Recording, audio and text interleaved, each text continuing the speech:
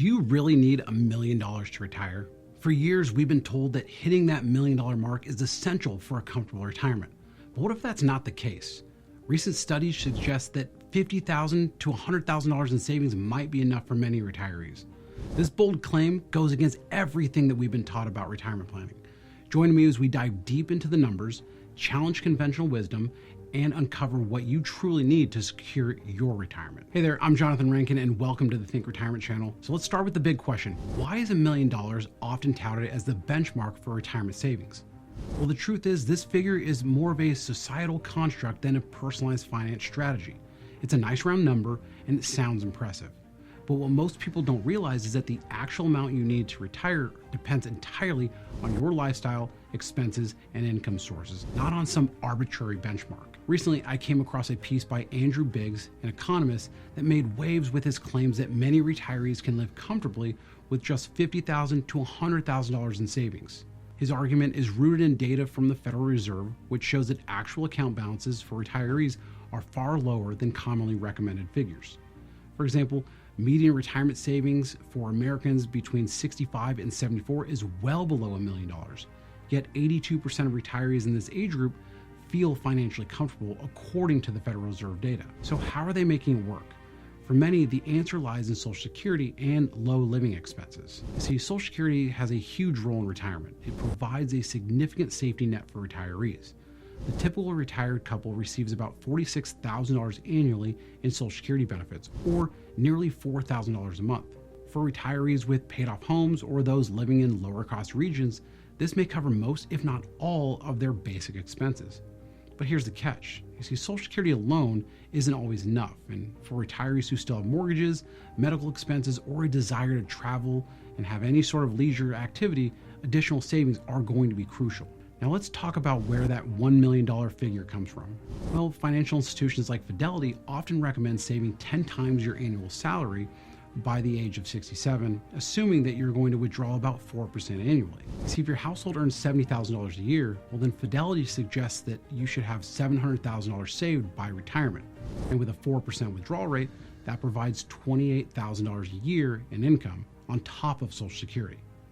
Now, while this approach provides a conservative safety net, it's based on income rather than actual expenses, which can vary significantly. And let's not forget, financial institutions have a vested interest in encouraging higher savings. Just like, remember when De Beers convinced everybody they need to spend 2 months' salary on an engagement ring?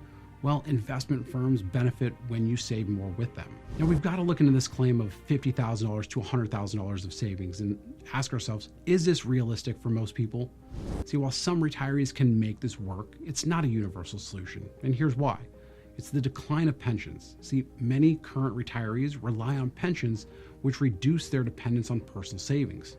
But the reality is only 14% of Gen X workers have access to pensions compared to 56% of retirees age 65 and older. On top of that, Social Security faces funding challenges with potential shortfalls as early as 2035. Now, we've covered that quite a bit here on this channel, and I'll link to a video right here that digs deep into Social Security.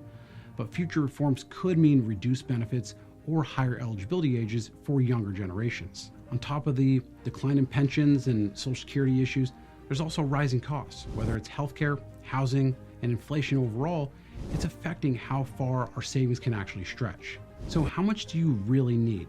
The answer depends on several factors. Your lifestyle goals, are you planning to travel extensively or live more of a modest retirement?